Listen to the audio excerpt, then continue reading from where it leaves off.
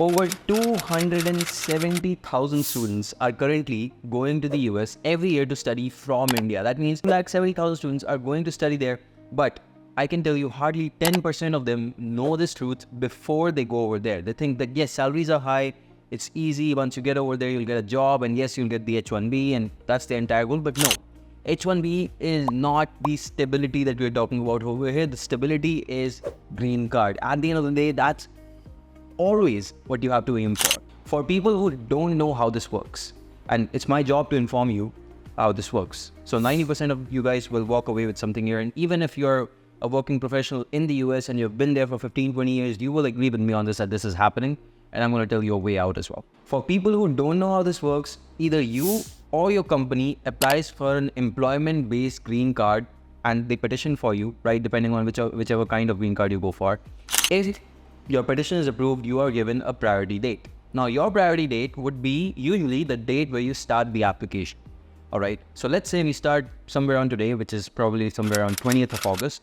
And hence what that means is you, my friend, will have the date of 20th of August, even if your petition gets approved later on. Now, for people from the Indian origin, there's a massive backlog for most of these visa classes, and I'm going to discuss that. But keep in mind that you must wait till the processing reaches this 20th August 2024.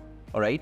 And let me give you an example. Let me actually take you to a screenshot here from the August 2024 Visa Bulletin that's published by the USCIS. Over here, you will see that employment-based petitions. Let's look at the second one, EB-2, which is very commonly what you guys go for, right, if you would have a master's degree from the US. So EB-2 petitions for Indian-born people, right now the processing is ongoing for 15th of July 2012. All right. Now understand this. Right now, what would happen is you have a date of 2024. Now, this date starts moving forward and forward and forward till essentially the processing reaches 2024. Let's say somewhere around 12-15 years later it reaches there. You will get your green card at that point. Until then, you have to stay on the H-1B. Now, let's do one thing here. I showed you the August bulletin, so you know what's going on. And you know that you have to wait X amount of years before you actually go ahead and get your green card petition approved, and you go for the 485 change of status and everything, of course. Now let's talk about the January 2022 Visa Bulletin. So basically 2.5 years before now, we're talking about that point.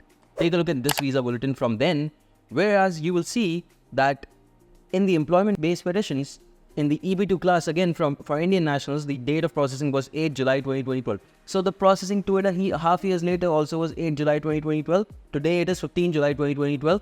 Hence, the processing has happened for 1 week. That's how it looks.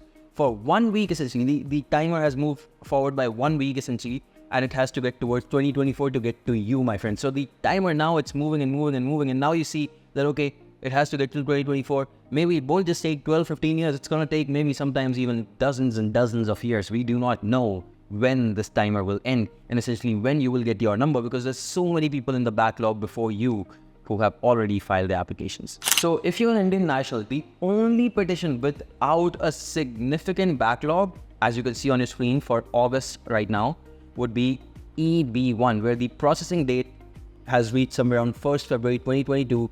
Back in January 2022, that's 2.5 years back, the processing was done on a current basis. That means there was no wait time whatsoever, no backlog. But now there is a bit of a backlog for the EB-1, as you can see, for Indian nationals.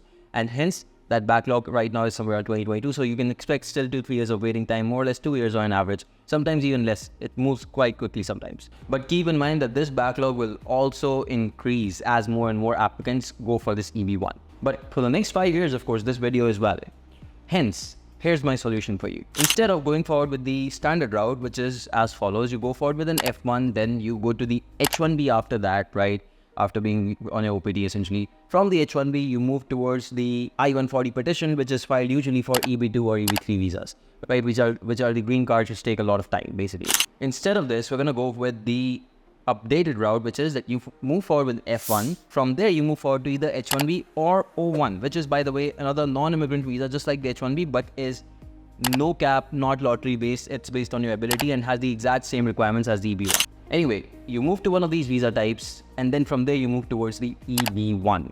That's what you're looking for if you choose the better way, if you choose the faster way. And this is the pathway that we have helped dozens of candidates get through and get their green card in their hands. In fact, let me actually give you a little bit more on this right as we speak. Look at this eligibility criteria. This is what you have to qualify for the EB-1, and this is the EB-1A specifically, but more or less this is what you would be going for. You can self-petition, you don't need an employer, don't need the PERM certification. It's beautiful. But you might say, hey Yash, what if we aren't even qualifying for one of these? These seem like quite difficult to achieve. I'm going to say that's fine. You want the cheapest alternative, we'll go forward with research work. This is the cheapest option, and your option numbers 6, 5, and 3 over here will be fulfilled just with the research papers. Keep in mind that there's a lot more to this story, and I don't want to make this video boring for you and explain each and every point and how we do that. But you can always reach out to me on WhatsApp, and I'll show you how exactly using this process. Not entirely not only we have done 3 of these, by the way, we have actually helped applicants fulfill 5, 6, 7 of these requirements as well. But it all starts with that research paper process essentially.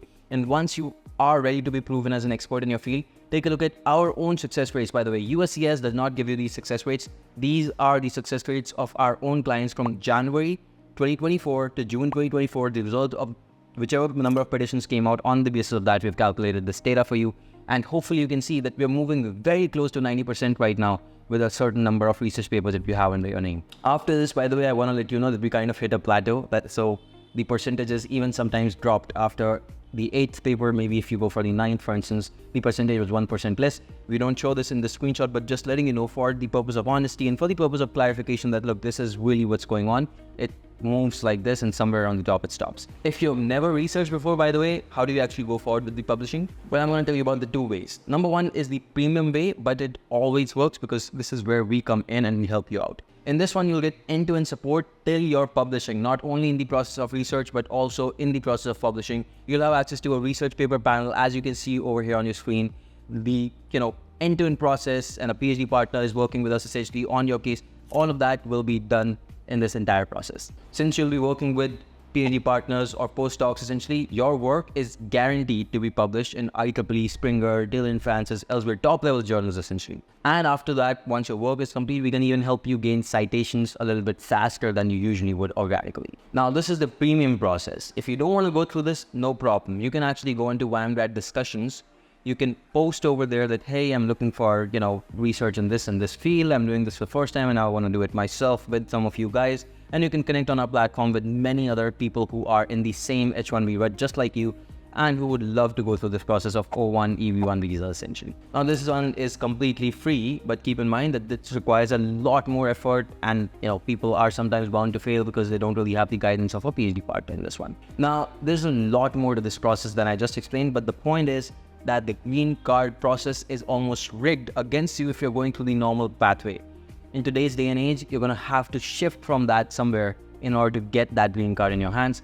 And this is where the pathway we have created for you comes in. There's probably only about 10-15% of the information that we usually would give you if you talk to us that I've given to you in this video. So reach out to me on WhatsApp and understand exactly how the process goes, and I'll be more than happy to share every single part of the details with you. And finally, what are you waiting for? Start with your green card or your O1 visa process today itself. Do not delay. Sign up on YMGrad.com so that we can get started working with you, and reach out to me on WhatsApp. You can also follow us on Instagram, where we have a lot more content like this, statistics that we have for our own applicants that we give out to you publicly for free. Many advantages of being associated with us. I hope that this video helps. Share it with the people who need to know. Goodbye. Take care. Until next time, my friend.